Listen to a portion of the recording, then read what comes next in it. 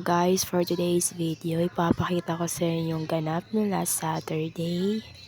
At ito na nga, sa sobrang init, napasayaw na nga siya. Kaya naman nag-ready na sila pero hindi pa rin siya naging ready.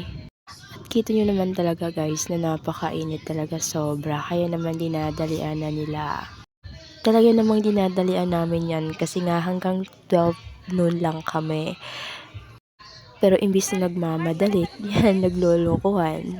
At kita nyo naman talaga yung tatlo, diba? Yan, yung bakla. At alam nyo, napakapugi talaga nila mga beshi ko. Pero hanggang titig na lang muna tayo ngayon kasi classmate eh. Kita nyo naman talaga na sobrang init kaya naman dinadalian na nila kasi yung oras tumatakbo. Kita nyo naman si Ben na nagmamayabang. Hindi ko lang talaga na yung classmates kung matagal na kitang crush. Pero huy, may crush na ako sa classroom, Charis. At nagsimula na nga silang mag-video pero hindi pa rin yung last na scene nila kasi napakainit. Hindi nila ma-focus yung camera kasi sobrang init talaga ng panahon.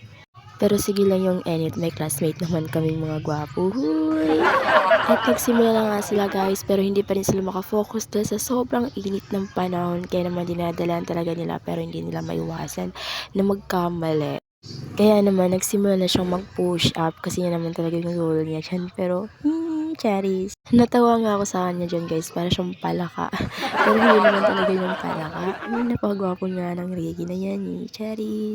At ito na nga guys, nagsimula na nga silang mag-video pero napakainit ng semento kaya naman napaidlip si Ricky. Pero imbis na mainip, nagpatuloy pa rin siya kasi sa grades naman daw niya to kakayanin. At nag-video na nga sila guys, yan yung camera nila at yung dalawang bakla na bale. Yun o. At napasanghap na talaga sila sa init kaya naman dinadalian talaga nila yung mga action nila kaya sinapak siya ng classmate namin yung bakla. Ito na nga yung mga former mga classmates kong mga pogi kaya naman dinadalian talaga namin.